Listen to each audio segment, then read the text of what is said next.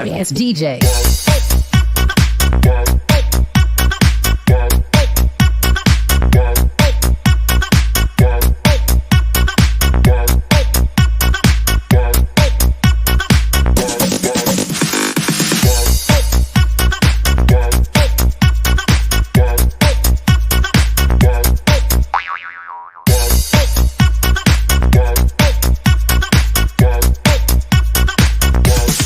You can get some.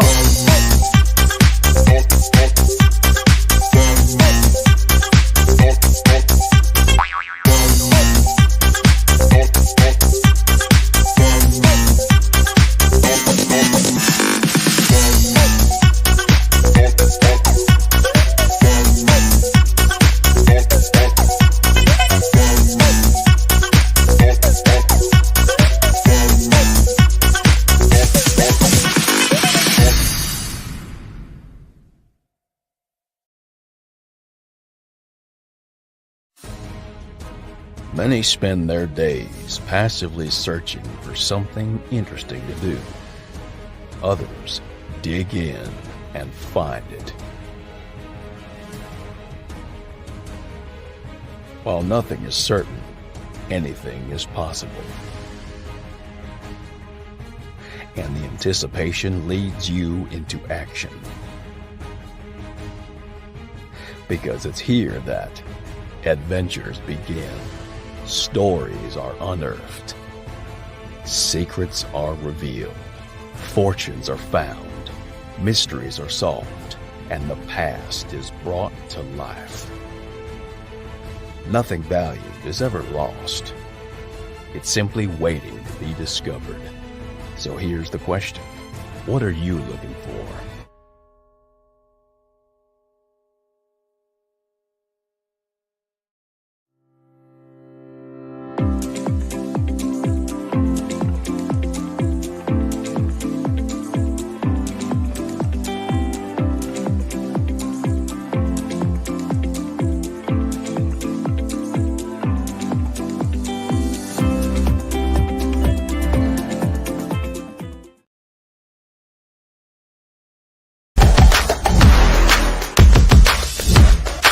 Metal detecting, simplified for newcomers.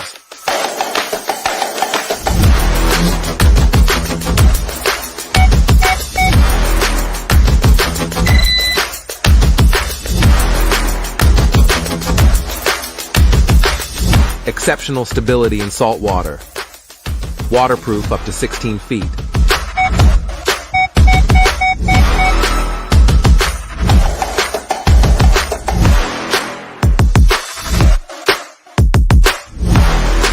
Impressive depth and discrimination, similar to a high-end detector.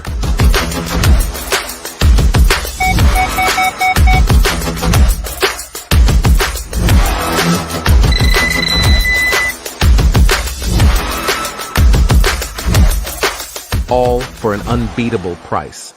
Score, multi-frequency for all.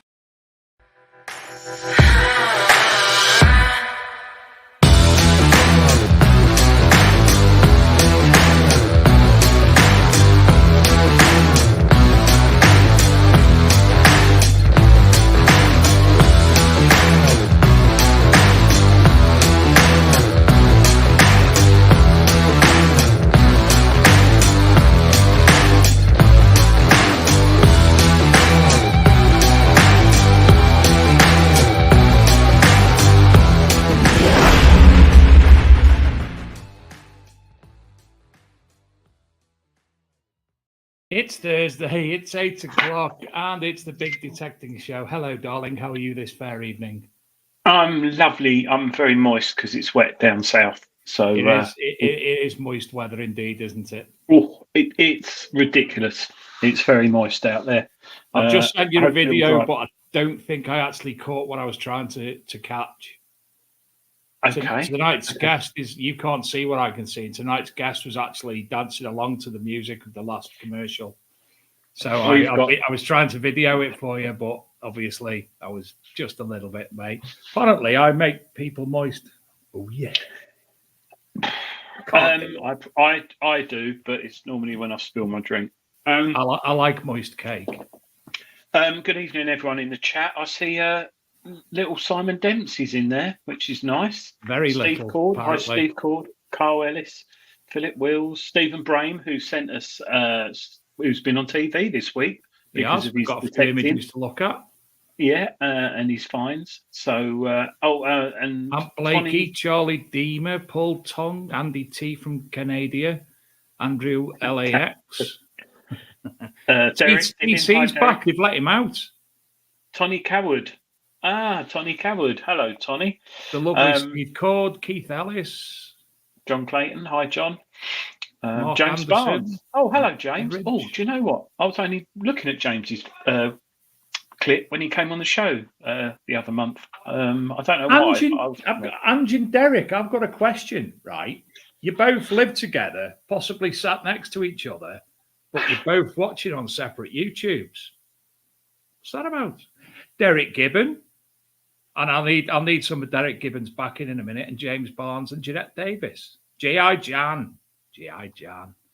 Derek, please could you tell people that I'm crap at getting prizes sent out? Can I have it from your mouth? As tonight's guest will also realise. And Philip Wills has asked me to do a public broadcast announcement to say, please could you tell everybody to move over to this stream on the Big Detecting Show who are watching on Peaky Finders, because it gets a bit of a pain in the bottom for some people to jump from one area to another to have the conversation. Hi, Jack Bellamy Jr. from Indiana in the USA. Yo, Jack. Wow. Got Canada, America. Wow. Canadian and America.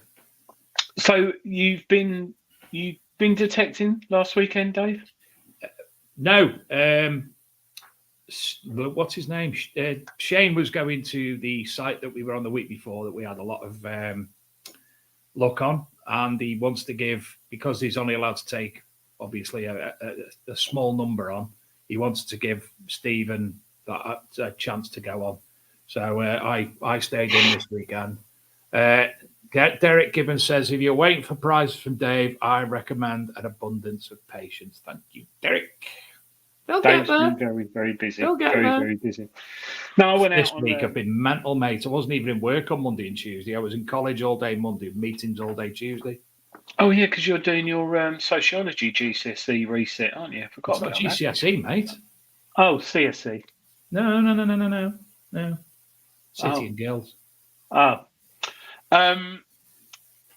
Dave, we watch on the TV, then chat on phones, sitting next to each other on the sofa. Yeah, that probably is a way of saying that Angie's on the toilet, I reckon. Adrian, apparently TC says that you're better at doing prizes. I just like getting them out the door as quick as I can. I wrap them up before they've even... He's only saying that because of what happened at your house the other week when he took over the bath in your wife's robe. Yeah. Yeah, he did, and used all of the Paddington Bear talc, which wasn't ours, but I don't know where he got that from, but that's empty left on the floor in the bathroom. And there was glass everywhere, and I couldn't work out what that was. And it was the ashtray that he smashed in the bathroom while smoking in the bath. But anyway, do not click on the link that says you have won the shovel from World Wolves. It's a scam. Oh, thank you for that, Mark Anderson. Do not click on the link. Ooh, that's why we don't do them on Facebook. If you're watching it on Peaky Finders stream, the Big Detecting Show has got its own stream. We're trying to migrate the show directly to there. So for anyone watching on the Peak and Power stream, look for the Big Detecting Show stream, and obviously like and subscribe and all that claptrappery that you do. What's gone on this week in the world, Mr. Gaylor? Garrett have announced. Have you not heard? No, I've been very busy. I'm very important and very busy, and therefore I haven't heard. So Garrett put this up. A storm is coming. That might just be that there's a storm coming. It could be. Even though they've got at the top, create your own free website with GoDaddy. I think they should have got rid of that. So I think, unless it's a scam, I don't know. But I don't think it is because it's got all Garrett stuff at the bottom. But I think we will hopefully see a new machine from Garrett this year. And I think it could be like a Pro Apex, possibly, or an AT Pro. A Propex. Propex sounds like a tablet, but I think we could be seeing something along the lines of an Apex stroke AT Pro. Or it could be a beginner's machine. I don't know. But we did have Digger Dawn. Garrett Storm. Ooh. It might be their new brand of watches. That's interesting. But yeah, so yeah, there's that. Is anyone in the chat? You know the WMO8 module for the Equinox. Has anyone got the WMO9 for the Manticore or the Nox 900 or the Nox? I've got the 800. Yeah, I just wondered what the battery life is like on it because I'm looking at getting one. Well, the 800 one was lasting forever. Yeah, I presume it should work quite well. Derek Gibbons says, wasn't there a storm Garrett that hit last summer? Maybe that's what it is. Tony Kaywood said, and Tony, get off the source because I don't know what you said. I got an email from Quest the other day that had left the AI or the AL comments in. Oh, really? Oh, dear, Quest. Oh, dear. Well, I don't get that. What's an AI comment?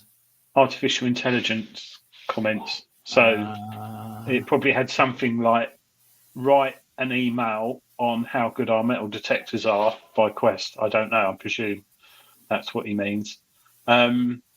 Steve called Garrett could do with a good beach machine. Yeah, but the A series aren't bad. Yeah. The A series aren't. I mean, I still see a lot of people with them on the beaches near me. But you're right. You book. Oh yeah.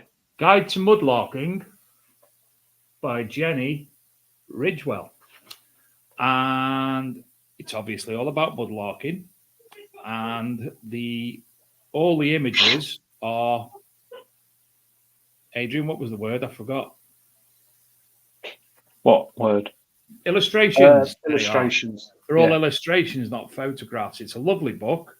Only recently released. It's on Amazon. And Jenny's asked me to give her a shout to come on the show in the coming weeks. What's it called again? For the benefit of Ange, it's called The Guide to Mudlarking by Jenny Ridgewell. Jenny Ridgewell. And it's on Amazon. It is. Fantastic. There's that lovely chap from Monarch Designs. Ah, hello, Brian. And I think there's a very, very nice little image coming up a little bit later from Stephen Brain that has one of Brian's products within it as well. Yes. Dino Detects in there as well. Hi, Dino Detects. Has our guest got her outfit on? Yes. I would like to bring on this show that very lovely person, Slash from Guns N' Roses. Yay! Hi, Slash. If you want to get Donna Martin, how lovely to meet you in reality. It's really nice to meet you. Look, I just wanted to do this. I'm looking at the world through rose-tinted spectacles tonight. So, and why the hell not? And hello, Canada, and hello, USA. Canada. Welcome to Britain. Yeah, Um, and thank you for inviting me. I'll take these off because I can't see. Oh, she's got a face, Adrian. She's got- We'll explain to our overseas viewers how you are actually a lady and what that means later on in the show, and how you wear hats like that. Like me and Dave wear bowler hats for work every day. Exactly. No, it's actually a 19th century riding hat, believe it or not. Wow. Yeah, it is. Wow. I bought it off a guy who's converted it into like a steampunk hat. So yeah, cool. Do you go to steampunk? I'm a chameleon. I'm not steampunk. I'm more of a. Well, I've got my Ace Cafe t-shirt on, but yeah, Oh. that was just for you guys, by the way.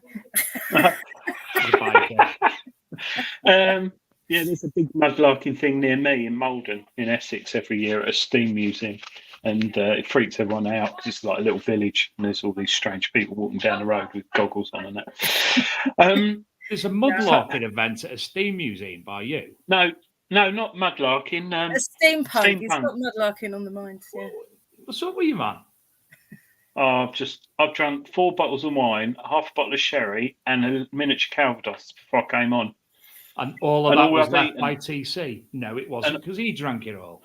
Oh, TC, do you know what he left? I can't believe it. 16 sachets of Smash in the bathroom, under the bath. What?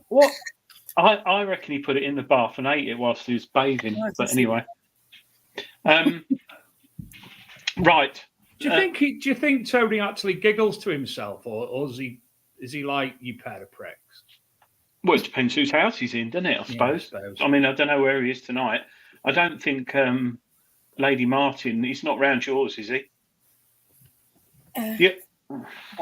No, but I do watch him on YouTube, Tony Kaywood, sometimes. Yeah, he's. Have you got any outhouses? Yeah. Oh, careful. Just be careful. Lock your back door.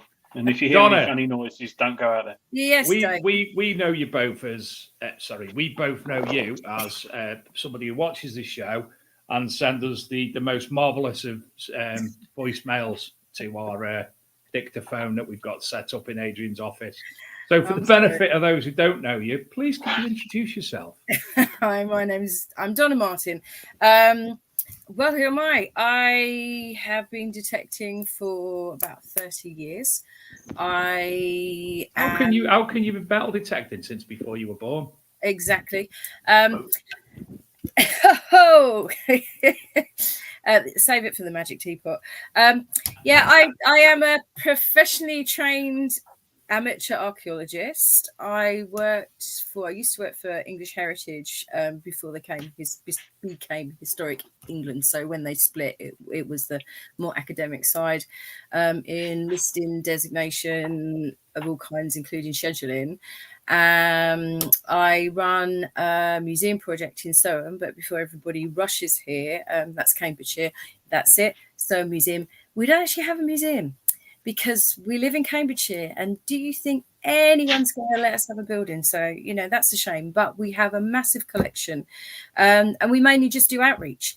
So we run an archaeology group. Most things are actually free. So most things that we do are actually free to join. We have a really low subscription fee for our bi-monthly history group, which is a speaker sort of talk thing.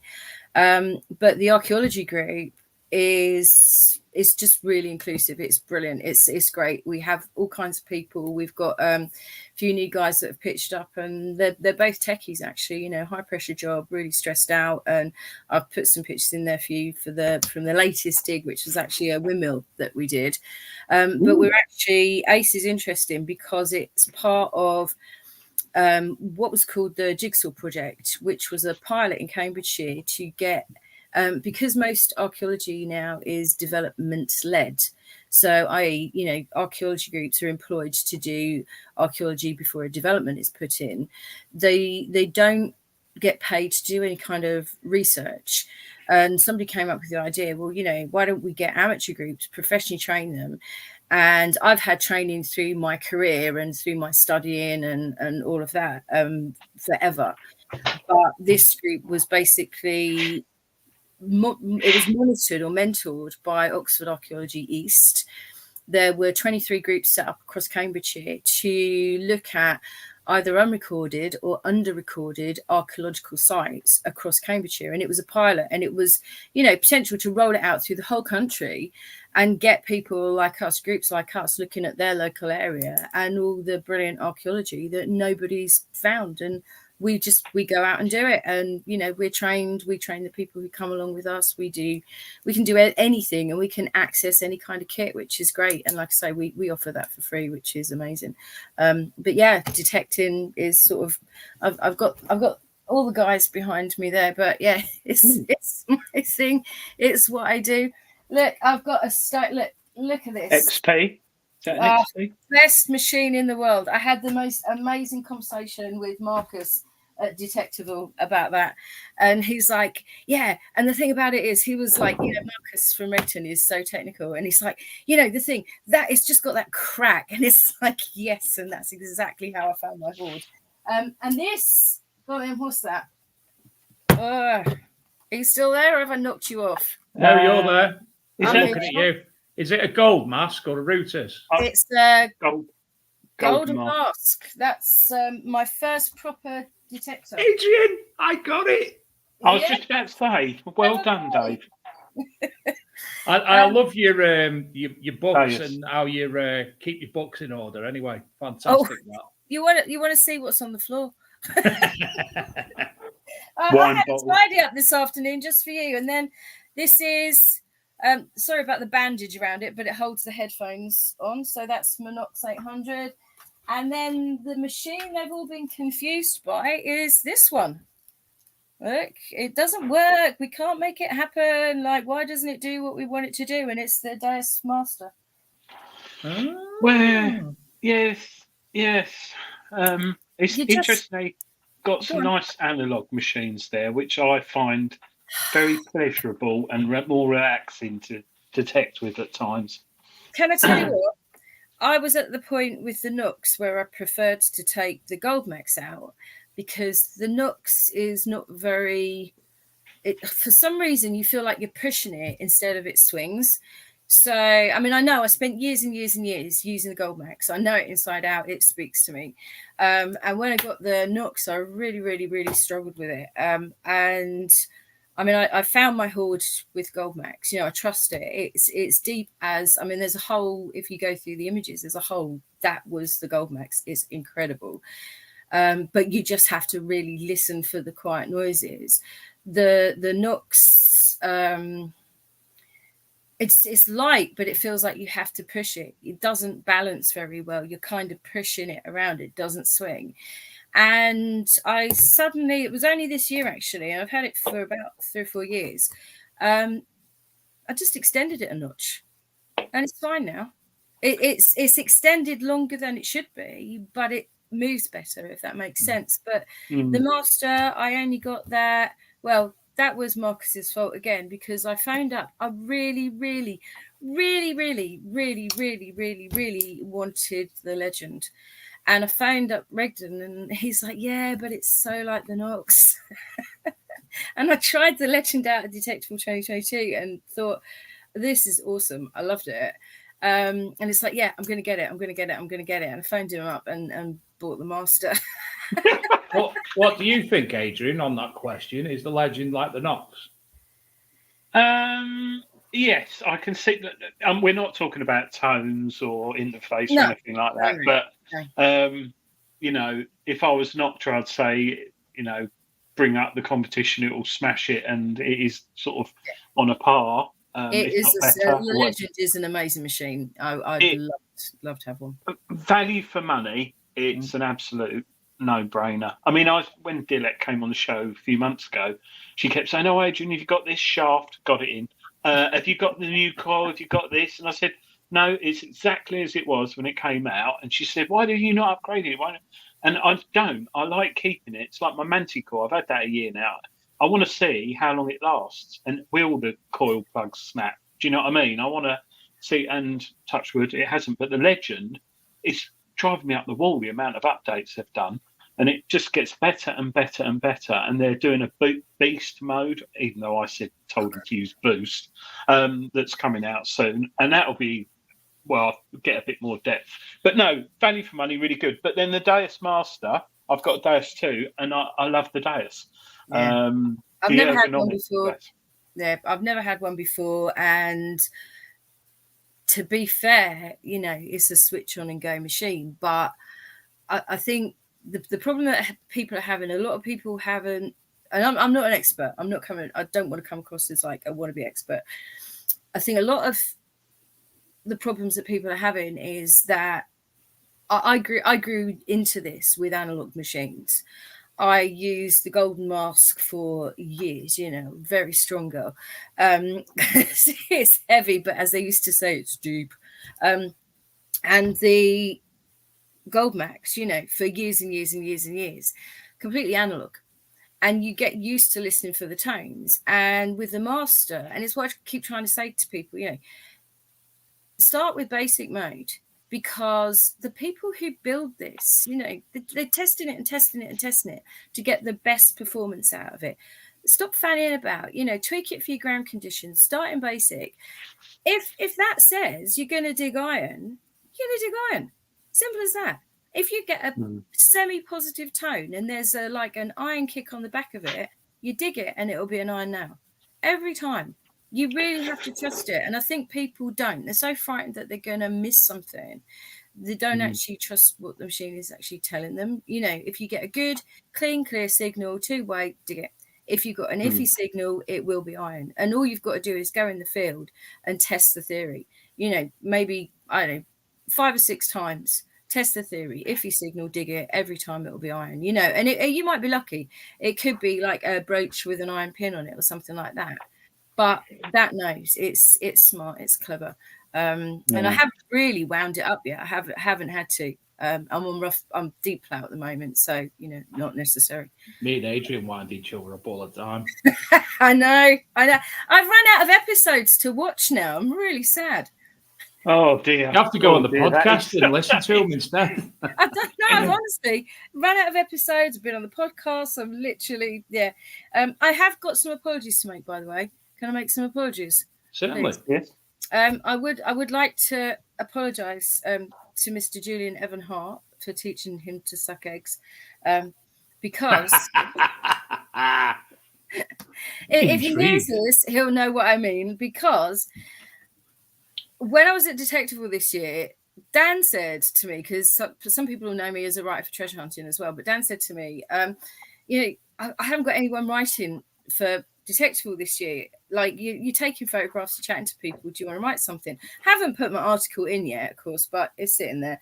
And when I came back, I felt like I'd missed such a lot because we weren't on the field for a very long time. I was there with my cousin, and he kind of wussed out on the hottest day of the year. I'm good with heat, but he wasn't. And it was beautiful. I loved every minute of it. It was grand. You just got to catch a bit of shade when you can. And a lot. Adrian unfortunately got very, very parched. Had to drink a lot of fluids. I think I did, because I chucked half a pint of beer over John Philpott's lovely tidy display. Oh, I was there when that. I heard that. That's why you didn't come back the next day, then. Yeah. I did, and he's going. I said, I'm so sorry, and he's like, he just put all these brand new shiny leaflets out as well, and he's clearing it up, and he's going, oh, no problem, but I'd still like to consign your coin. I remember Saturday afternoon there was 4 or 5 people, Dave, came in the tent who were they were French, weren't they, wearing like French military uniforms, completely zipped up with like thermal tops underneath. Well, if you remember, I had to take someone to hospital. Yes, you did, yeah. And they were just falling, and we were like, unzip your top, take your clothes off. Well, yeah, but Adrian, yours was in a totally different manner. You remember? Yeah, it was. It was beautiful though, and people weren't really being sensible. I mean, I grabbed some. I'd lost my cousin, and I know he's a wimp because he's worked in an office for years, and I lost him, and I grabbed like about 5 or 6 bottles of water off the truck as it sort of came round, and hunted him down. And I found him whimpering under a hedge, like, and it's like, just drink. And he's like, no, I don't want to do it. It's like, literally drink. And he didn't feel very well. But I mean, I was literally, if I felt my body temperature going up, I just grabbed some shade. And there was plenty of hedgerows, plenty of trees, but people, they're so worried about, somebody might find my treasure, that they were staying on the field for too long. I mean, it was hot by about 10:30. It was really hot. It started to get hot about 9:30. But no, what I was going to say about Jules was, when I actually came back from Detectiveville, I had this, oh my God, I don't know what went on the rest of the show, because I didn't get out into the big fields that we wanted to go on. We made a plan. We were staying in this really gorgeous cottage, and we sat down on Friday night and we made a plan of what we wanted to do. And it's like, wherever we go, Stuart, we're not going here. And what do? Oh, we'll go here. We went exactly where I said don't go, and everything was found where we didn't go. But so I was catching up and looking at all the YouTubes to see who'd recorded what and the footage. And I found you guys, and I said to Jules, like, oh, you should get treasure hunting on the Big Detection show. It's great. Yeah, apologies to you guys, because I said, oh, they're a bit gobby, but it's really good fun. Adrian, well, Jules, what's that say below your name there, Adrian? I know, but I normally watch it. I watch it on this, you see, so it's really small. I can't see. No, Jules has been on a few times with his flies undone, sitting on his sofa, but he's. I think he should come on soon again, actually, because he's got that book he's written, which is quite. Reading his book. Yeah, he's got he came on about that book, but he's got his new book now, hasn't he? The new revised How to Detect guide, or no, he's got the new military. Is it an aircraft one? Military Women's Hills from 1947 to 64. That was it. That was it. Like Kitten Hills. Yeah, no, he's not put that in it this year for some reason. I've got to read this one out, Adrian. Michael Gardner. Sorry, can't listen tonight. I'm at the theatre with my son. He's messaging from the theatre. Adrian's Wall with his son, Adrian's Wall Gardner. It's the intermission, and he's watching Sweeney Todd. Oh, Sweeney Todd's awesome, mate. Sweeney Todd is a good show. It amazes me, some people who apologise. I thank them very much, because they genuinely must feel bad. Oh, before I forget, happy birthday to Gareth Howard, who is his birthday today. Gareth. Merry birthday, Gareth Howard. I hope you're 26. I hope mother's attics refurb is coming on all well and good after the Tony Kaywood incident. Yeah, I don't think we'd better go there, Dave. Donna, so you've been detecting a long time, but I see what you mean about the analog machines. I still miss the that's it. I think you want to teach somebody how to detect, put them on the Goldmax. Literally, you've taught them within. My cousin, I think he had a situation with work. He was under a lot of stress. He was interested in detecting. He wanted me to teach him. It was just when lockdown kind of unraveled and we could get out, and I took him out with the Goldmax, and I had the Knox 800, and he actually preferred that. But we went out. The first thing he found, I was literally just walking along with him, getting him to dig the signal. What does this sound like? Is it or and we had it open, no headphones, and it's like, would you dig it or not? Would you dig it or not? Do you know what the first thing was he found? Because he's a jammy sod. He found a silver cufflink. There you go. First find ever. Yeah. But he then went out and bought a Knox, and then he bought a Deus 1, and now he's got a Deus 2. So I can't remember who he's with. Call to the Saw, I think he goes out with. Oh, how long's he been doing it? He's literally been 2020 is when he started doing it, and he's sort of semi-retired now. He's saying he's looking for work, but I don't believe him, But he he goes out pretty much 2 or 3 times a week and just loves it. And he's moved up to just on the Nottinghamshire border, and you'll see him if you run the pictures. There's one that looks like Prince Andrew. That's him, and I'll be at Detectorist. You can't call him Prince Andrew after everything he's been. No, you wait till you see him. You can't help it. I love him to pieces, but he's the sort of guy. Apart from the Prince Andrew factor, I will be. Hello, Barrington and Leon and Patrick, by the way. But I'll be hanging out with the guys at Detectable or whatever. And I've got an empathetic accent, so if I'm talking to you for an hour, Dave, I'll be speaking up north. If I'm talking to Adrian, I'll be like from Essex, love. Well, actually, if you're speaking to Adrian, generally you're doing it in some form of World War I, World War II dialogue. That's how it comes across. Actually, hello, Badger. Just interjecting there, Donna. Yeah. What on earth was the bit about the plane landing in the field and aliens coming out? Like the most random stuff happens when you're in a field. I mean, I mostly detect on my own. So stuff happens and you don't know why, how, whatever, but weird stuff happens when you're in a field. So I am used to aircraft flying over every now and then. And for some reason where I am, I get quite a few light aircraft. And I was literally just detecting back off the field. Sort of getting duskish, this plane kind of circled a couple of times, and I've had that before. People take a look. As I just dug my last hole. Actually, it was a Detectorist, which was grand. Just dug, totally where I didn't expect it, but just dug it, filled it in, looked up, and the plane had banked round. It was so low. The guy was hanging out of the door virtually. I don't know if he was taking a photo, if he was looking at what I was doing. It was weird. Just weird. Was it a white plane? Yeah. NCMD. Yeah, you are a member? No, yeah, 100%. NCMD, they fly reconnaissance, checking memberships. So, did he have glasses on? Well, I couldn't see, no, because I wouldn't. It depends which glasses I've got on as to whether I can see or not, to be fair. Yeah, it's probably Alan Tamblyn, chairman. They're flying around a lot of fields now, checking memberships. And you've just made me think, actually, Adrian, something that we didn't say at the start of the show. For those of you who are signed up for Rodney Cook emails and such like, bit of an announcement yesterday, Adrian. Yes, I should know because I spent most of the day sorting it. So tickets will go on sale for Rodney Cook. I don't know when. Hang on. If you go to rodneycookmemorial.co.uk, if you're not on Facebook, it tells you that the tickets will be available from. You want to know? Someone else say it because I've just been doing it all day. 26 if you're subscribed and 27th if you're not.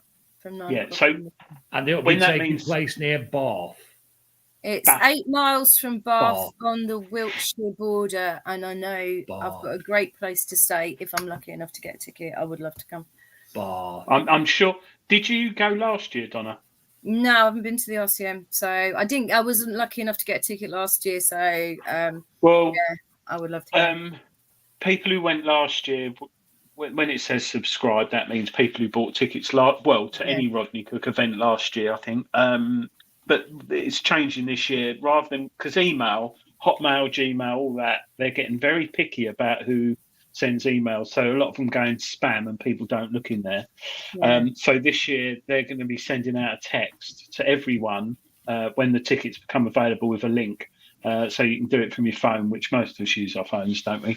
But it's looking promising because it's a nice bit of new land.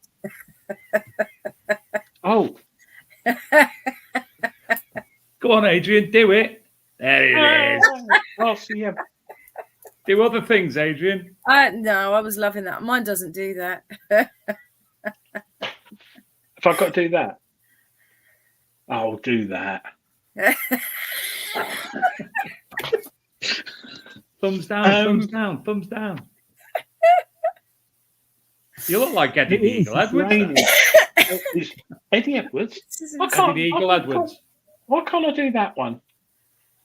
Does you have to do it over your heart, maybe? Oh, we can get him to do all sorts of random stuff here. I know. I was dying last week. Go closer, Adrian. Closer. No, with your heart. My heart? Yeah. I could end up doing something inappropriate with my hand, and it might. Oh, there it is. Should save that for Valentine's Day. What then? Yeah, Rodney Kirk. So so tickets will be available soon. Adrian. Yeah. Facts. Yeah. No. Well, we might be banana hand press. Yeah. Yes. Yeah. It's a hand signals for I've got trapped wind. He's got my phone number, but I just, if he starts sending me texts, I'm just slightly worried about the content. Yeah, well, if it's a text, it'll only be text. It happens to me, so if it happens to you, I don't care. Look, I never get drunk and do stupid things. I'm not like that. This want to see the pictures I've just sent him. But yeah, Rodney Cook looks good, and then we got Detectorist this year and all the other ones, so it'll be good. And I think Detectorist was exceptionally relaxing last year, especially with the teapot. Beautiful. I didn't. We had to leave early because we booked for dinner. My husband was with us, and we booked for dinner at like 8:00. So everything kind of starts winding down about 7. If you've got to be at dinner at 8, you don't get to sort of hang out and party. I'm pretty much thinking of coming on my own next time. Not sure, because I would like to hang out and talk, because I'm great at that. That's one of the things I'm best at. No way. Yeah, no, it's. I think it is nice because you detect all day, then drink in the evening, and just talk and waffle on. And I don't think many people talk about metal detecting either. It's normally like we talk about, I don't know, Dave. Have you got Donna, a guest? Donna. Have you got a guest for Halloween? Because it's on your show. No, because it's February. I know.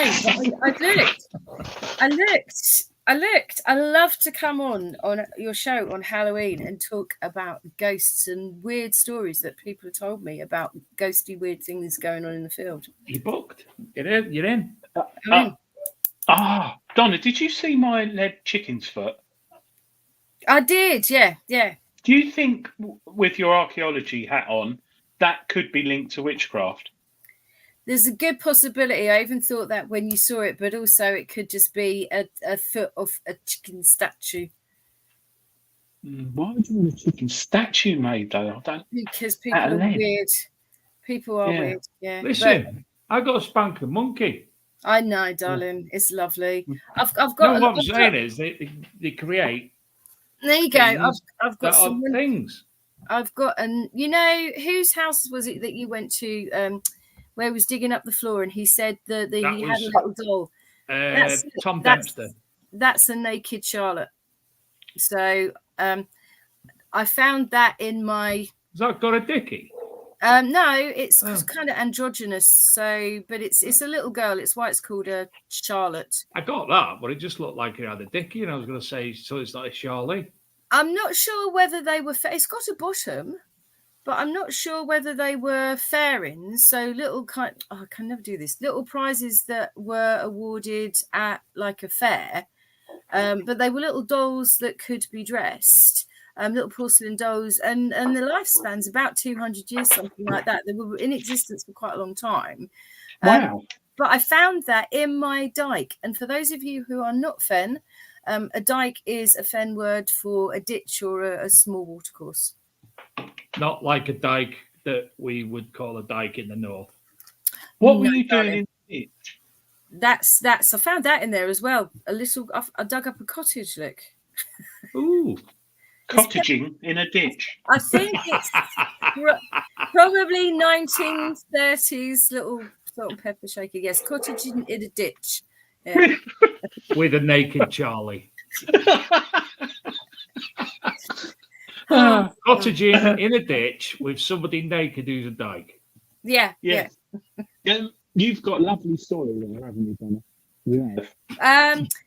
Very, very sultry then, Adrian. Where I detect mostly in there's a cross between Cambridgeshire clay, claggy Suffolk soil, and I have got the best permission in Bedfordshire, and it is like you can put your hand in and lift the finds out. It's wonderful. You don't want to stop digging holes. You just want to dig and keep digging. It's so easy. I was watching some finds today, and when I took them out of my bag, it was like 2 days ago.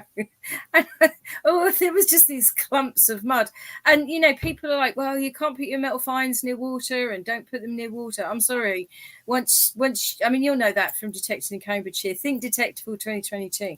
Once you have a find and the clay has solidified, that you have to soak it. There is no other way of getting it off. I mean, you can finesse it with the pencils, the composite cleaning pencils, and they work really well as well. But I've tried everything on them, and copper alloy, just bad survival rate of copper alloy, which is really, really sad. Because obviously, you know, I've got a really nice market site. I get a lot of tokens come up, but a lot of them are buggered by the time that's an official term. Yeah. A lot of them are buggered by the time you kind of cleaned them up, which is really sad.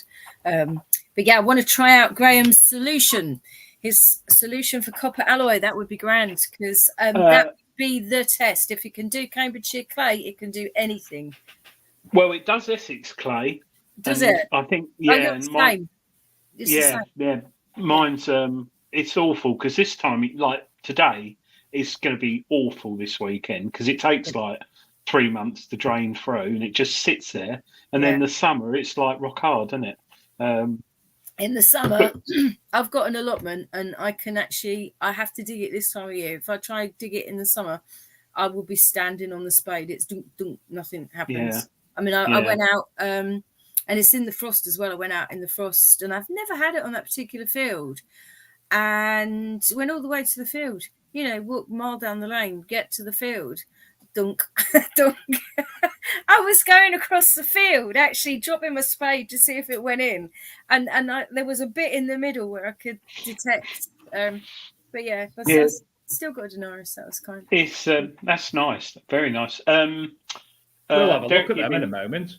Yes, Derek Gibbon said it works on Cornish clay, so this is the composite cleaning. Ah, good. Is it different? Yeah. What colour's Cornish clay? This is kind of grey. This dries grey, whitey colour. Is it the same or is it brown?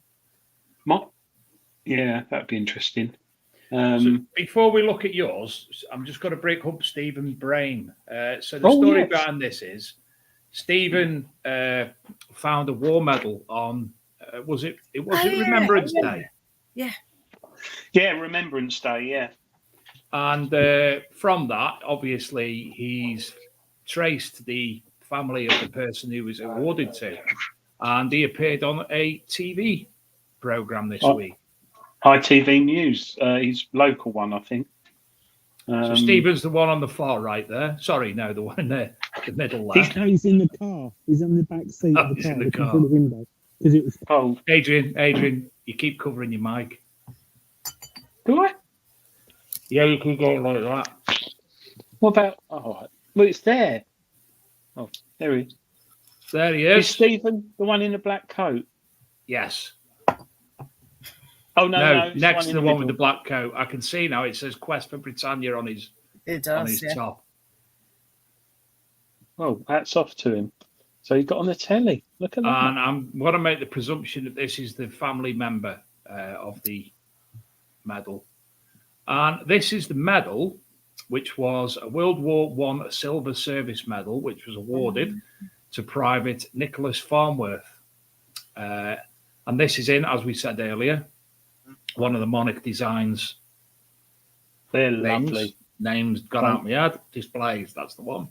The silver medal was awarded to officers and men of the British and Imperial forces who either entered the theatre of war or served overseas between 5th of August 1914 and 11 November 1918. The ribbon would have had a central band of orange edged with white, black and blue lines.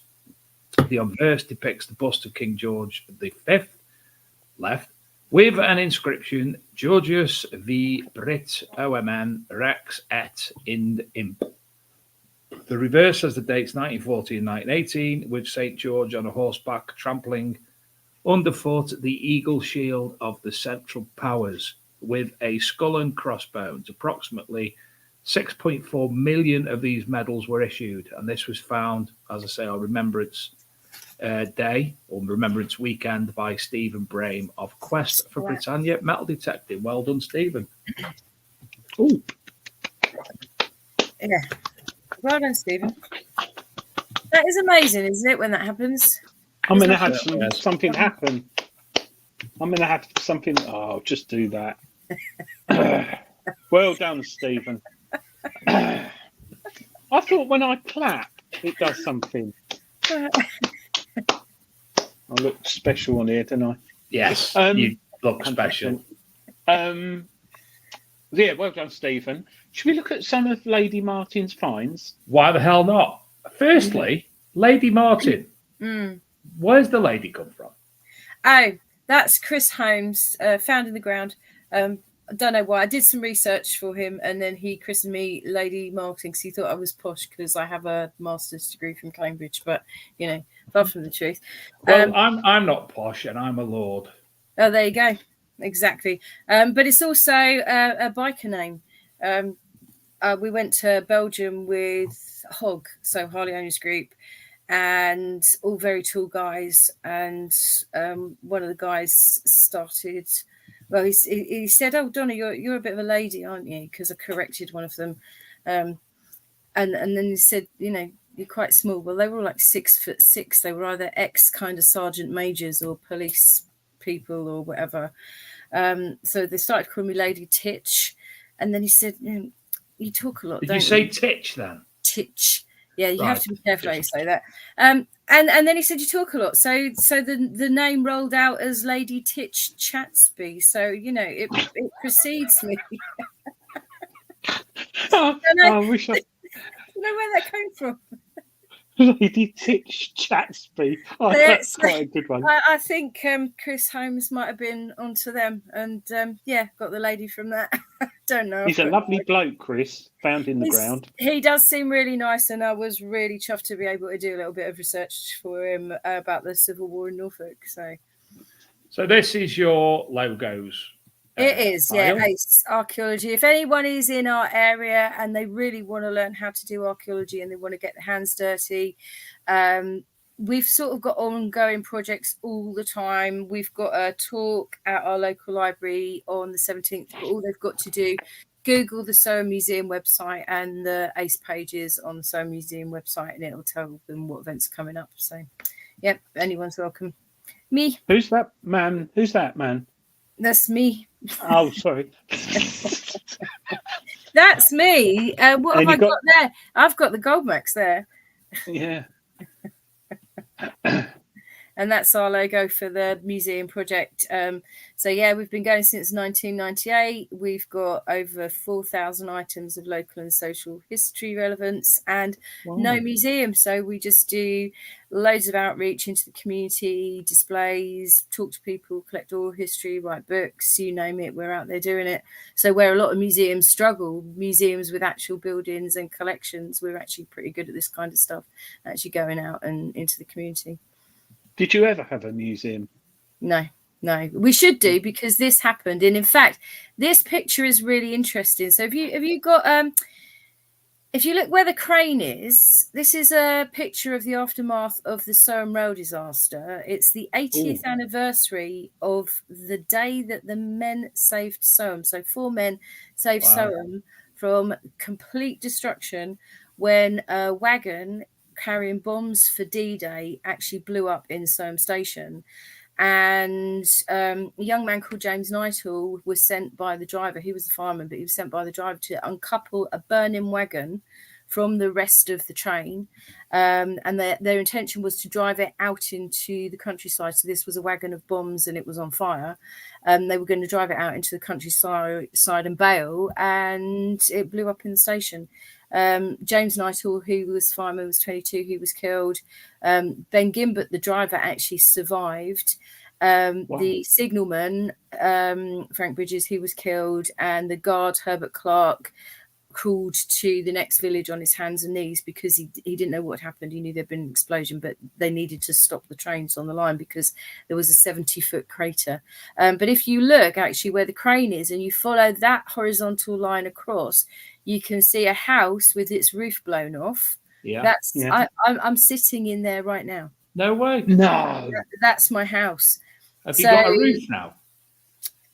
700 houses were really badly damaged. They only demolished 13, and the rest of them they patched up. So yeah, I'm actually in the. I've got a roof on there and a big extension.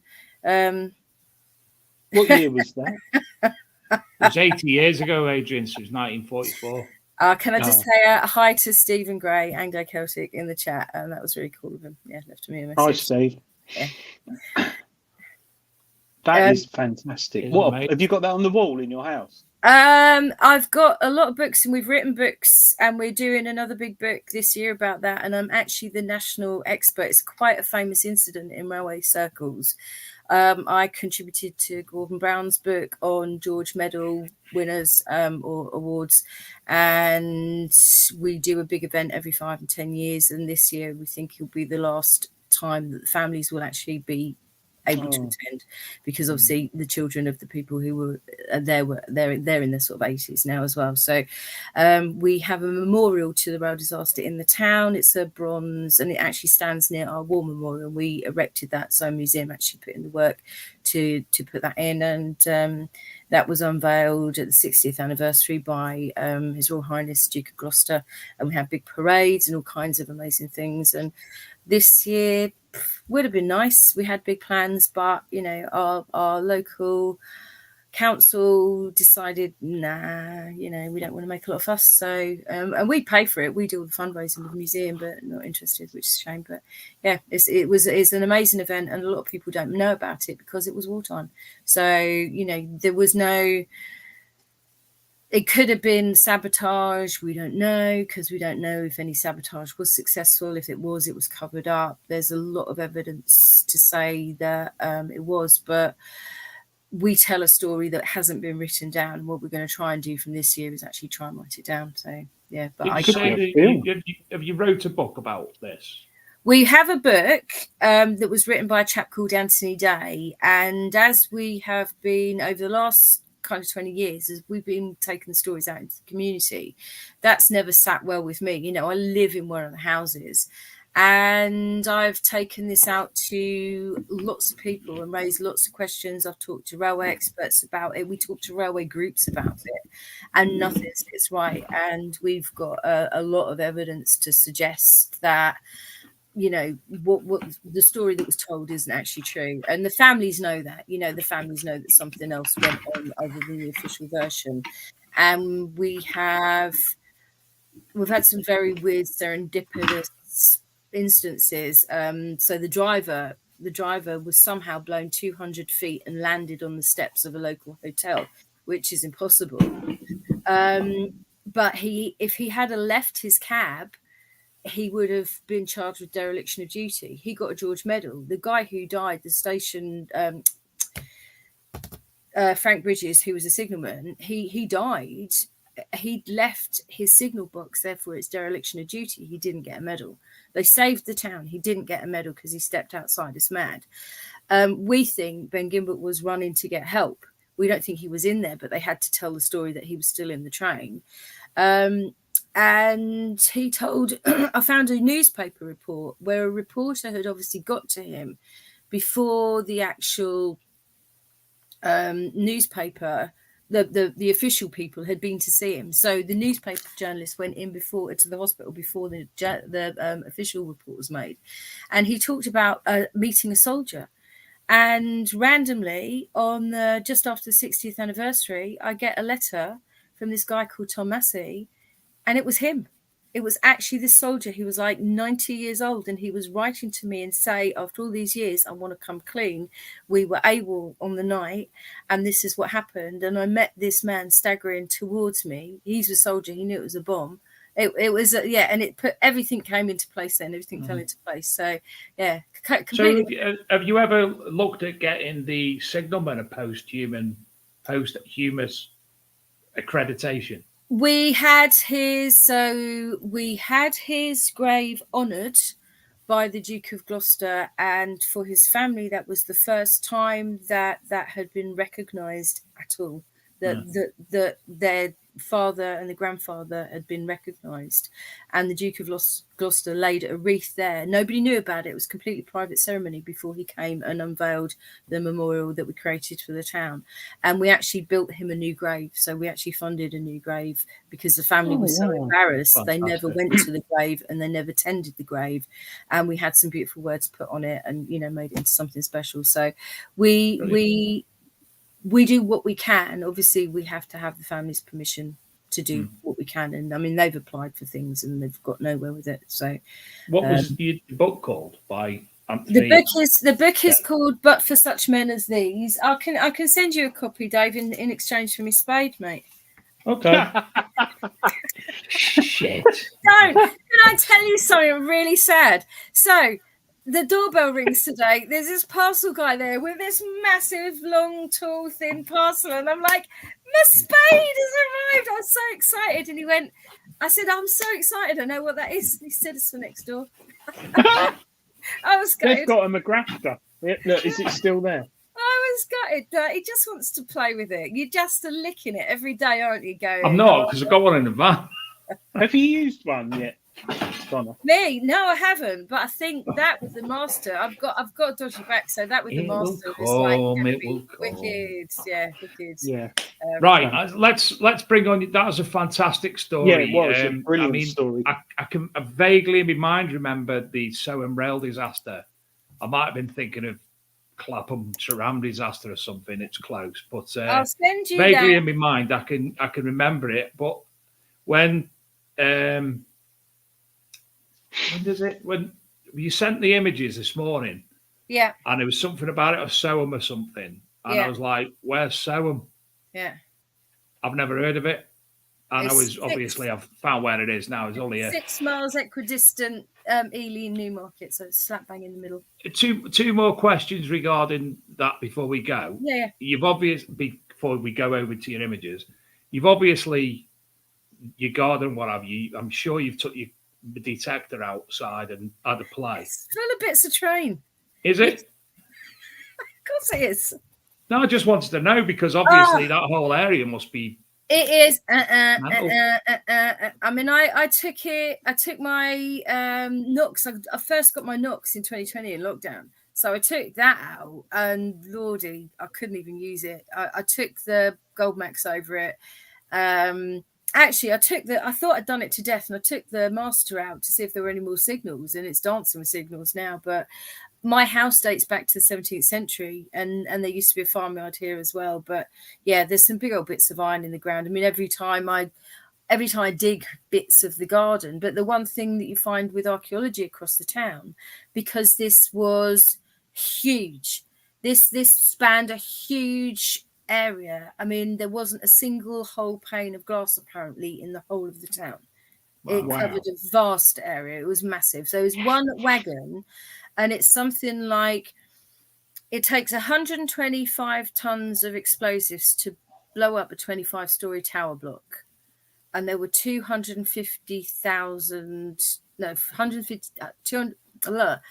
125 pounds, that's it, of explosives. And there were 250,000 pounds of explosives in that wagon. So if they hadn't have done what they did and uncoupled it from the rest, and the rest had gone up, that's that multiplied. I think there were 48, so 47 wagons that big full of bombs. And you'd be in a flat in Bermondsey now. Well, so the people of Soham wouldn't exist. That would have everything would have gone. Chris Dave, formerly the Discriminator, can't remember what his new channel's called. Mine's gone blank. Says to say hello. Hello. Do I know? He says, it's Lady Martin. Say hi from Chris. Oh, hi. And I did have another question, and I can't remember it. So go on then. No, I can't. I honestly can't remember it. So if it comes to you, Dave, you're welcome to ask it. Anyway, you've got my email address, so email me your address, and I will send you a copy of the book. Thank you muchly. Right. Now, these images, I don't know what order they're going to come out in. They might be all over the place, but I'll leave it to you for your discrimination. Yeah, well, I was going to say you're gonna run out of time. So sorry. The reason that I put this up is because I grew up around ancient things. I was never aware where my interest in history came from, but I used to live in Wheating, and that's Wheating Castle. And we used to play kiss chase, hide and seek, all the things that kids used to play in the good old days before technology. At Wheating and snowflakes. Castle. Yeah, I mean, I was always, when we were doing hide and seek, I was always sort of looking at the stonework and wondering where the window was there and where the doorways were. So I must have always been interested in it, but it's still there. It's just less and less of it. I mean, there's less there in this picture than when I remembered it as a kid, which is a shame. But yeah, me. Oh, that. Now these pictures are slightly out of order, so there'll be something very much so. This is we didn't know what it was. I got a guy who used to bring his non-metal finds to me for identification. And I do actually map his finds now, and I do actually ID his metal finds now. But this is like a probably 25-year relationship, nearly 30-year relationship. He brought this to me, and I said, anything that doesn't belong, it's in a fen wetland. It's actually the Barway Causeway. Bring me anything that is not natural. So he crops up with this. This is a Bronze Age quernstone. At the time it was discovered, there were only 4 complete ones in the whole of the country. This is complete. It's made of flint. It's made of really black flint. It weighs 2 stone, 2 pounds. How this little old man, how he got it off the field, I will never know. It weighs a ton. So wow. There's some more pictures of it, and it will show you the kind of working on it as well. So that's it, and you can actually see it's better when it's turned upside down, but I put it right up against my yard, the concrete in my yard, so you can see how flat it is. And it would have started out as a flint nodule, and they've actually taken flakes off it to make it flat, so sort of napped it, and then they pounded the surface to make the surface completely flat. And it is huge, but it's a quernstone, so it's used to put the grain on to actually make bread, to grind into bread. Wow. And that was ID'd by Barry Bishop, who is one of the country's experts. Yeah, that's a name. Yeah, Barry Bishop. He's a great guy. Is his nickname Bash? He's a top bloke when it comes to stones, If you don't know what a stone is, he'll tell you. Look at that. I put some of these in for you, Adrian. Isn't that nice? It's the 1st century, and it is just about. Can't find the fibula. Yep. Okay, next. I've got some here, by the way. Yep. All right. Okay. Oh, internet's playing up. Oh. Now that was the Time Team dig at Ely, and I think it's a lot of people started out with Time Team, and that's what really piqued my interest. And it was really weird. So it was on TV, and it had been on for a couple of seasons, and then they came and did a dig in Ely. And in between times, I'd gotten involved with trying to stop some building. We'd started the museum project. They were trying to do some inappropriate building in the town without doing archaeology.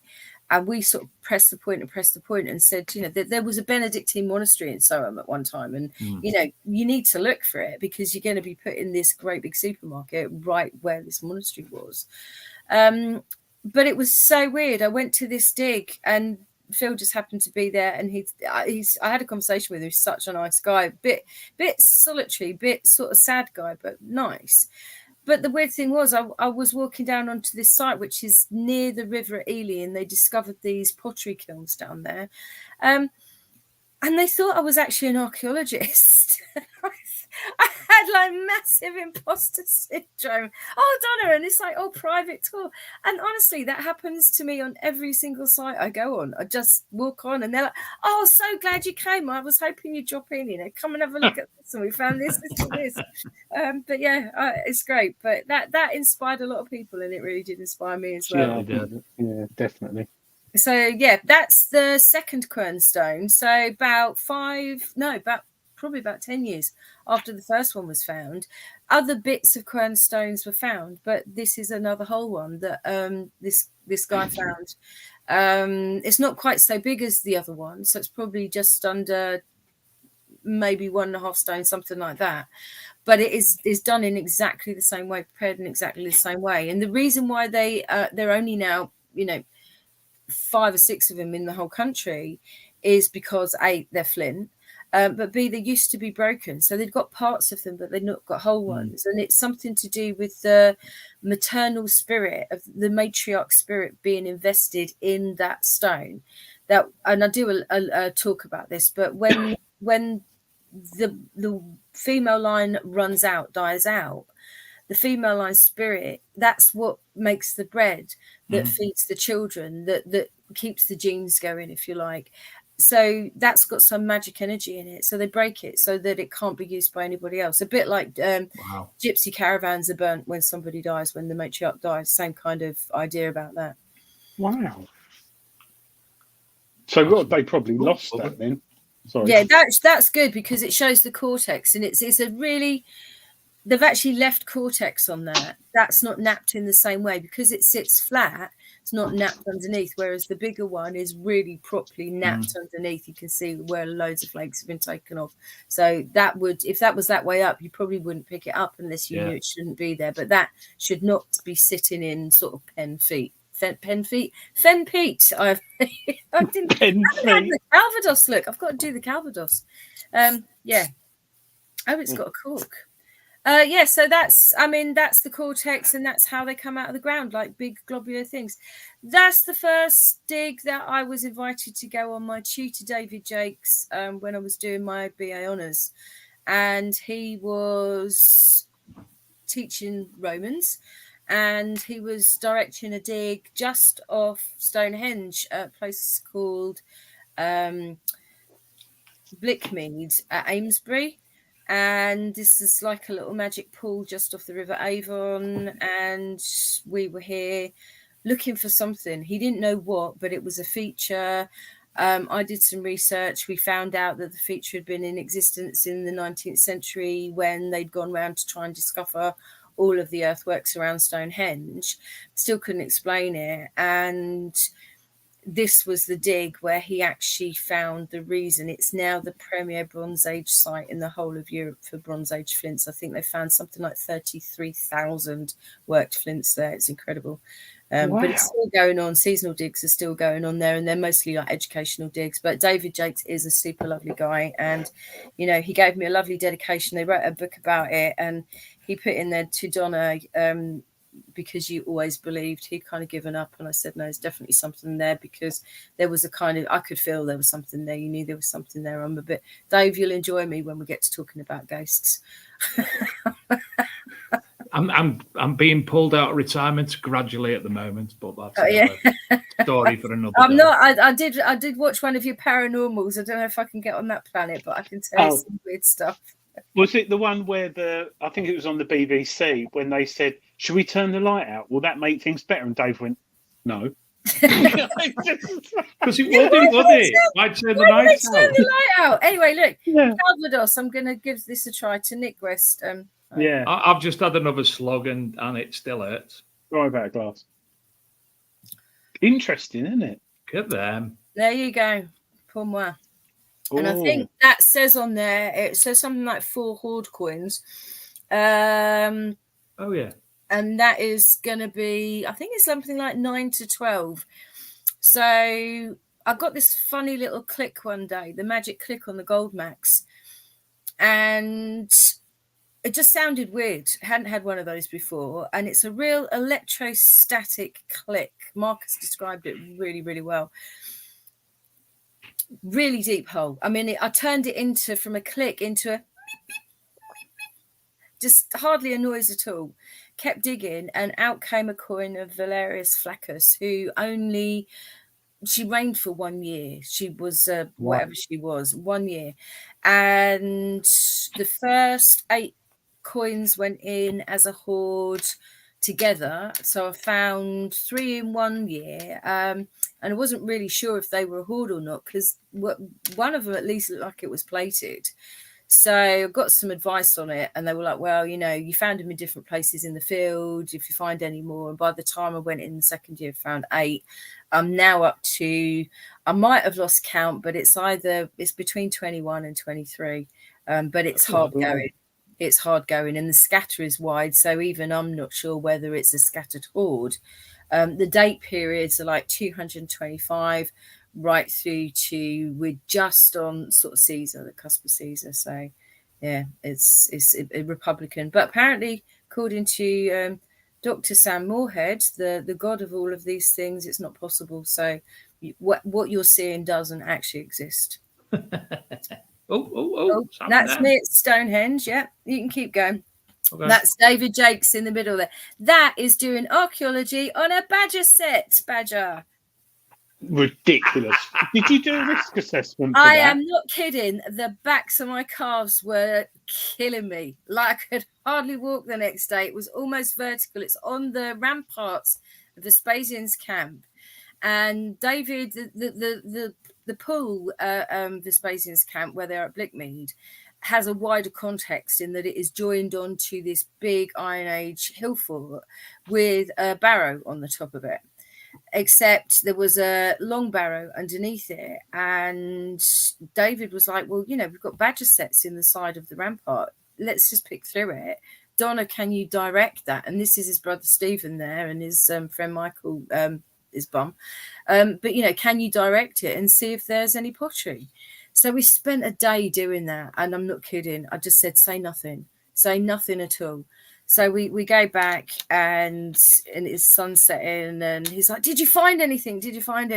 And they're like, no. And he went, see, because the night before when we'd walked through, he picked up this little piece of pottery off of the pathway that just runs underneath the rampart. And he's like, see, I knew it would be a one-off. And we got bags of the stuff.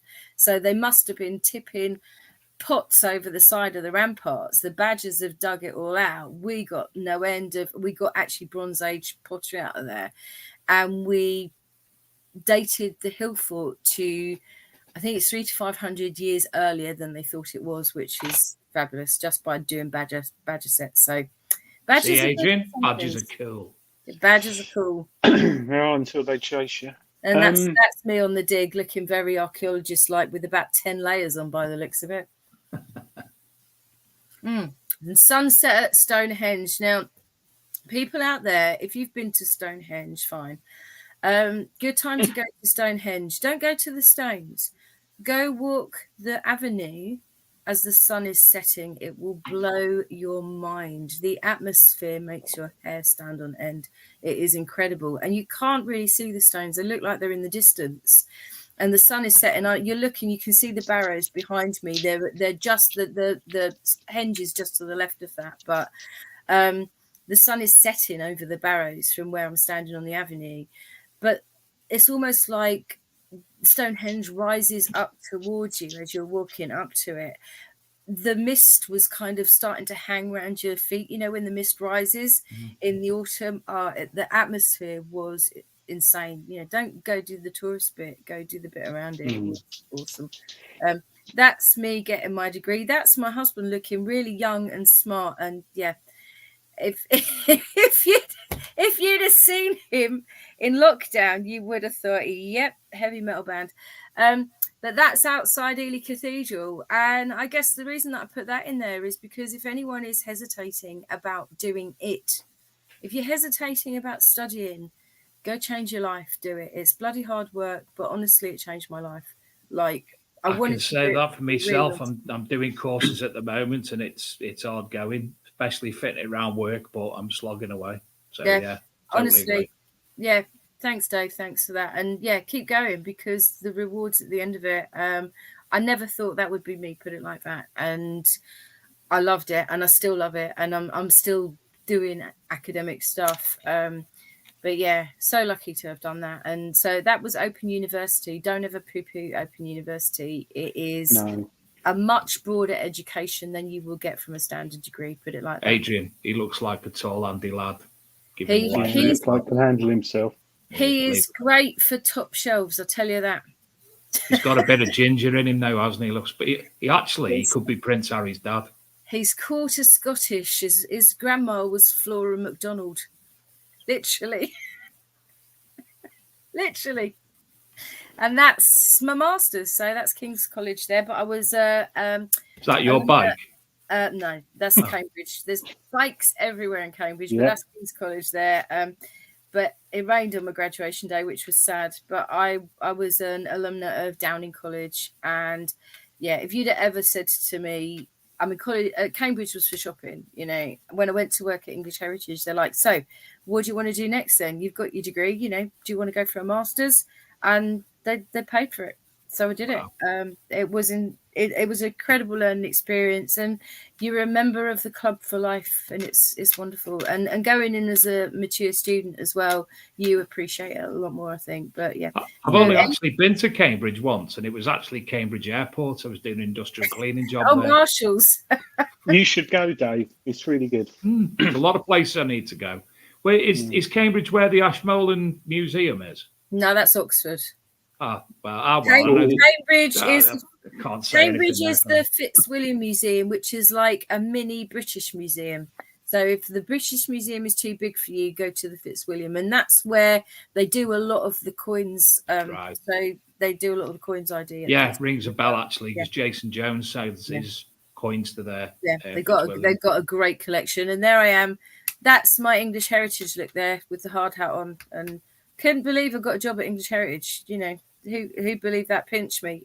I just, every time I drove through the gates, I just wanted to cry. I was so happy. Where's this picture taken up? Do you know what? I looked at it and I thought, where was that? Because I got a hard hat on, assuming I'm on a building site. But I don't even think it's when I was at English Heritage, but I don't think it's on a job. I think that's at Beer Caves. It looks cave-esque. Yeah, I think it's at Beer Caves in Devon. That's where I think it was. And there I am learning geophys. We're just trying to get the machine to register by shoving it in the ground. And I'm the one doing a squat. I'm very good at squatting. That's one for the Saw sisters there. But yeah. And we did as part of our education. Yeah. Look what they've dug up here. Younglings. This is what we do with ACE. We volunteer to do educational digs for kids. So this is a test pit at our local school, the Wetheralls, and we had, I think it was 70 to 80 kids from 1 year group, and they came in 3 lots. They were told they had to do proper archaeology, and they had to be proper archaeologists, and they had to behave like proper archaeologists. So we had to entertain and get them to professionally dig a little test pit over a period of a week, and they were awesome. I'm not kidding. What they learned from it, they were so well behaved. I'm so proud of them. And the school were great, and we went in and did teaching sessions with them, and we have a little exhibition at the end of it as well. And what they learn is superb, except one little bugger nicked one of our Roman coins, but never mind. Yeah. I've got a small issue here regarding size equivalents. Where's the Rodats? Well, there you go. See, they have what they call adults standing very close by. But that's the kind of stuff we do. So we set them up in order to entertain all of those kids. We have soil sifting. This is macrofine. So this is where you're getting a litre of the soil and you're washing it and you're sifting it for little microorganisms and little miniature snails and things like that. And kids absolutely love doing that. We call it their science table. And so we have fines washing, sifting. So they've got different activities that they can rotate around. So they're all getting a go on pretty much everything and digging. But we can only have 2 kids in the hole at any one time, and it is just a metre square hole. So and you've got archaeological football in the background, and that's archaeological football. It was a working school kid with at ginger the time. hair as well. Honestly, and you do all that voluntarily? Yep. I've got to skip forward a few bits now because obviously we're getting close to the time. Can I just show you that was left on the side of the hole by that little girl who was talking to all the others. And they thought I was telling them off because I walked over to the hole when they were queuing up. And I'm like, oh, my God, who found this? And it's like, no, not me. I didn't do it. I didn't. It's the most beautiful Bronze Age scrape. Yeah. Flipping heck! Wow. Yeah, that's me and Carol doing the school dig. Go on as fast as you like. Yeah. School dig, school dig. This is another one. That was grand. We told the teacher we'd do one classroom. So it was a small school. He got so excited, he invited the whole school. We had 120 children. And they all wanted to come at once. It was hell on earth, and we had to smile and make it all happen, and we did. But it put a lot of our group off ever wanting to do it again, which was a shame. But it wasn't miscommunication. The headmaster just got a bit carried away.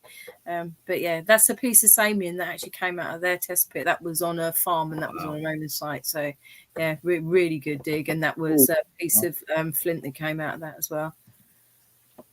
And that was a pond that we were digging next to the same site. And they didn't carry on digging that, which is a shame, because that actually had Roman finds coming up in that. And I have good reason to think that that pond was open during the Roman period. So it could have been some good stuff in there. Me and Graham at the farm on the Cambridgeshire hillside. And that's the sort of exhibition we do with the kids. So we do it in 10 centimetre spits. And then on each piece of paper, we're laying out what kind of things were in that kind of period. So if they found a little piece of Iron Age pottery, what do the Iron Age pots look like? And they invite all the parents to it, so the parents get to see, and the parents actually get really interested in that as well. Have you had any kids say, "Oh, I'm really interested in this. I'm All going of to do them. it when I get older"? If you ask them at the end to put their hand up, who would like? So this is what we do for G's Artifacts at Barway. We look after their farm collection of artifacts, and we put some of our museum collections. So we do a timeline for the local area, and we do that every summer. So anyone wants to come and see decent collection, it's G's Open Farm Sunday, and I think it's the second weekend of June. So G's Open Farm Sunday. You've got a little woofter. Hello. Yeah, I didn't know you had a dog. Yeah. What's his Oh, name? yeah, he has got a dog. Yeah, he has got a dog. Yeah. Midnight. He is now. He's a Right dog. in his Like a room. badger. Badger.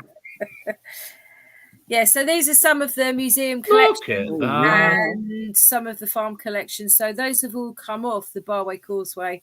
And the guy who does it now is a massive commercial farmer, but he bought back a lot of the collections that the old farm boys had collected on the land through the years. Oh, wow.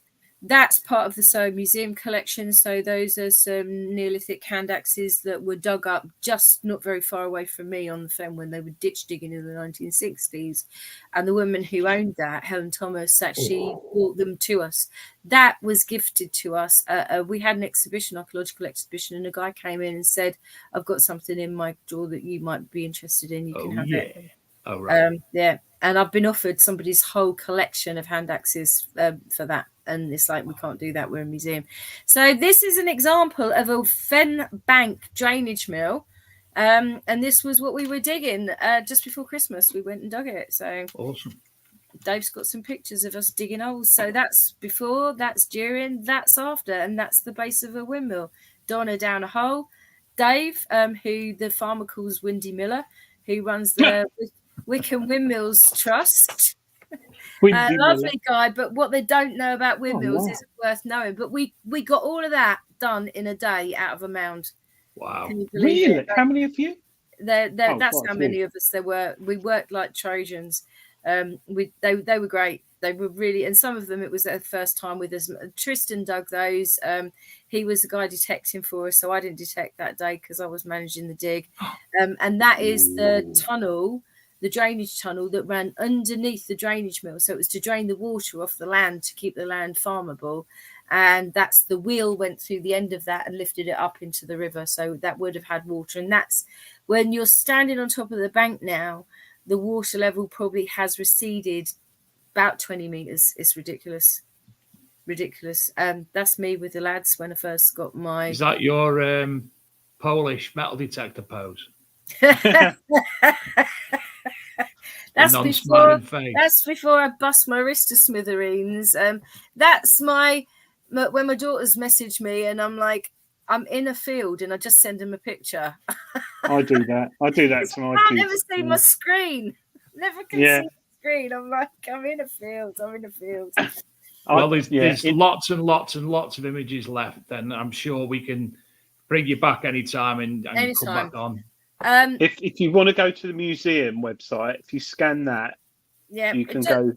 Thank you. That's so kind of you. It just tells you what's going on, what we're doing anytime. There's always a list of dates, and some of them won't be exciting to everyone. If you want to get involved in the archaeology, can you let people know at the moment the link to our email is not working? So it's museum@soam.org.uk if you want to send us an email, so you can rewind that if you're watching it on playback, or just find our Facebook page and message there, and it will come through to me via a third party. But the G's Open Farm Sunday is the second Sunday of June, and we'll be there. And it's every other month we have an actual meeting at Soam Library on a Saturday morning. You can come and meet us, and we do finds ID and all kinds of things as well. So we're always happy to see people. And I've drank half the bottle of Calvados, by the way. Down it. Yeah, No, I'm not a soil sister. I'm a grown up. I'm just saying. What's the Facebook group called? Soam Museum. So if you I don't do Facebook. I've got Soam Museum. I've got Soam Bottisham Airfield Museum. No. What about this one? Soam Himalayan Museum. Type in Donna Martin Soam Museum. No, it should just come up as Soam Museum. Honestly, it hasn't. Oh, I think no, it's Does it not? No, it's no, not there at all. Can't see anywhere. It probably does. It probably does on yours, Donna, because you go there like every day or 10 times a day. I don't do Facebook. The Thatcher Museum. No, Facebook. Oh, I don't know about Facebook. No, I don't do Facebook. I don't do Facebook. The website is definitely there. But yeah, museum@soam.org.uk. Just read it on the website as opposed to click the link, because the link doesn't work, and I don't know why, but that's us. Yep. Yeah. Oh yeah. I'm going to come up in the summer, Donna, when you've got an event. I'm going to come up. Come to G's Open Farm. You'll love it. It's the stuff. What's the date for that? I think it's the 10th, 12th. Oh, I've got my calendar, if you bear with. Hang on. I have got my calendar at my feet. If you can hang on a sec. It is... Oh, I can message it you.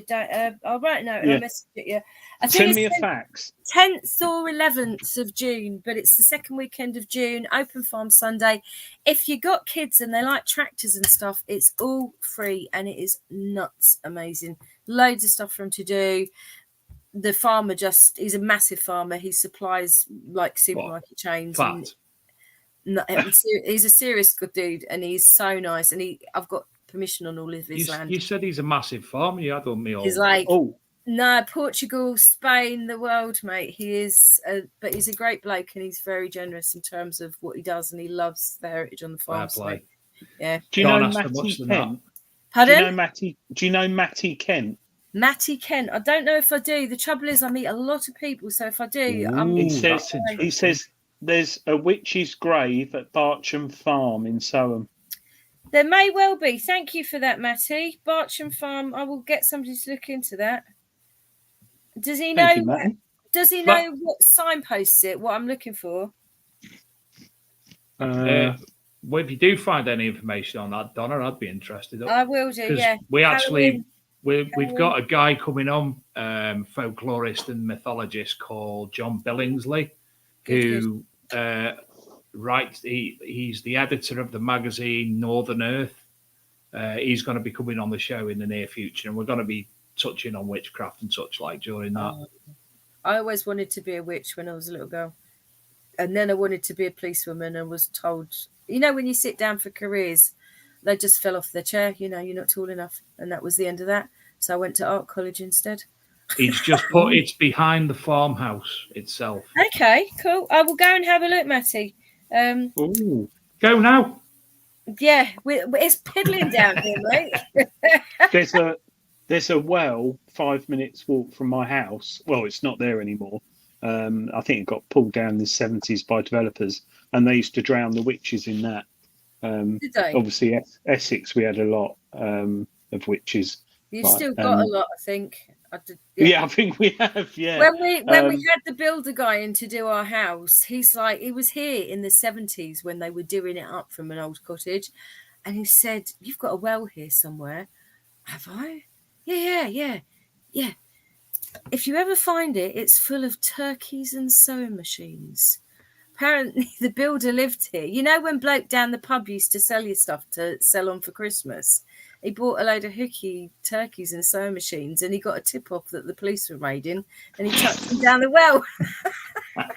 That'll interest archaeologists in 200, 300 years' time. Yeah, 20 sewing machines and about 50 turkeys. Was he a singer? He was called one man. He was a bit of a crook, I think. No. I'm glad you got that, Adrian. Singer sewing machines. Sorry. Yeah, sorry. Why did I know? I've got a brother. That's why it wouldn't have made me think about that.